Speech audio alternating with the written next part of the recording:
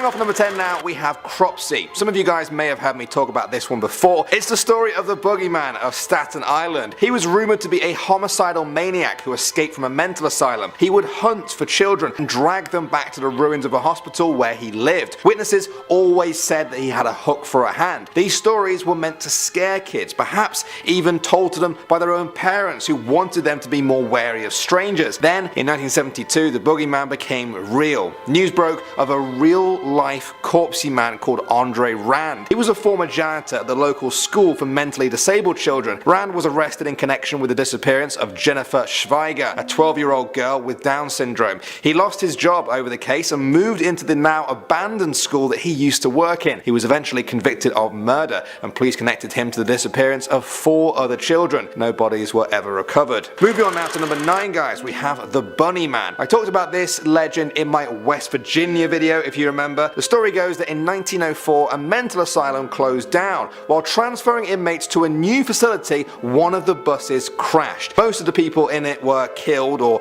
captured trying to escape, but one actually did escape, known as the Bunny Man. He would then roam the land, hunting rabbits and then leaving their half-eaten carcasses for the locals to find. Sometimes they will be hanging from a tree or a bridge. Although there are parts of the story that just don't add up, something strange happened in 1970. A couple driving their car at night had an axe thrown through their window by a man in a bunny suit. 2 weeks later, another man found an axe-wielding guy in a bunny suit chopping wood nearby who was gone by the time police arrived. Are these linked together somehow? Is there more truth to this than meets the eye? Moving on now to number 8, we have the body under the bed. Ever since hotels and motels have become a common part of society, people have swapped stories about guests who discovered that the mattress they were sleeping on was either above or even stuffed with the body of a murder victim. A grisly tale for sure, but one that was confined to the realms of myths and legend. Then, in 1999, a case in Colorado occurred involving a couple who slept on a mattress containing a body. The police kept the details of that close to their chest, but in 2010 a huge story broke when guests at a Memphis motel discovered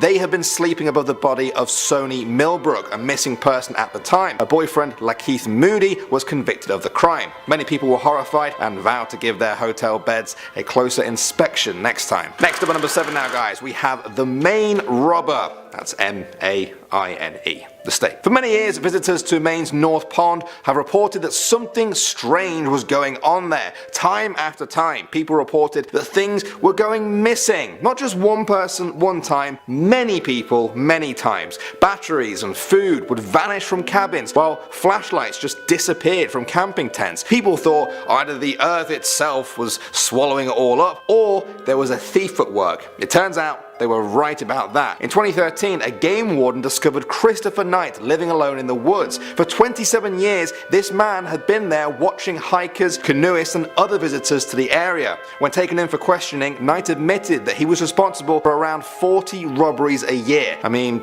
stealing batteries is one thing, but I feel like if you were being watched all those years and then you were proven right about it, that would be even creepier. At the number 6 spot now, we have the Falling Lawyer. Now, I've lived in Toronto for quite a few years now, and I've personally heard this story floating around the place, but I never thought it was actually true until now. They say that years ago there was a lawyer who loved to show off how strong his office windows were in his building that overlooked the city. Every time someone came to visit, he would take a long run up, jump, and hurl himself right into the window. Sure enough, the window would remain intact, although we'll never know if this actually impressed his visitors. Well, this lawyer was real, and his name was Gary Hoy. He was a senior partner at his firm with an office on the 24th floor. On July 9th, 1993, some law students came to visit. He took his usual leap at the window, but this time, after years of it being weakened, it smashed. Gary plummeted to his death, and the improbable story became somewhat of a local legend. Next up at number 5 now, we have the Puebla's secrets. For many years, longer than people can even remember, the people of Puebla in Mexico have talked about the tunnels. Secret tunnels that were built under their city by the Spanish conquistadors in the 1500s. It's been almost half a millennia since then, and the stories became legend. People looked for them, but they found nothing. The tunnels became a myth, something to scare the kids into believing they there was a dark maze of caverns beneath them. In 2014, construction workers were in the middle of an urban remodeling project when they stumbled upon an old tunnel. Surely the legends weren't true. The Puebla History Center took over the site to investigate, and yes, it was the fabled tunnels people had spoken about. They determined the tunnels were built in 1531, right after the city was founded. Members of the Catholic Church supposedly used the tunnels to transport treasure and other property in and out of the city without people knowing about it. Part of the tunnels are now open to the public, giving you the chance to walk through the dark halls of an urban legend that came true. Coming in number 4 now, guys, we have the alligators. I definitely talked about this one in our New York urban legends video. Many years ago in New York, people would say that there were alligators in the sewers below the city. They said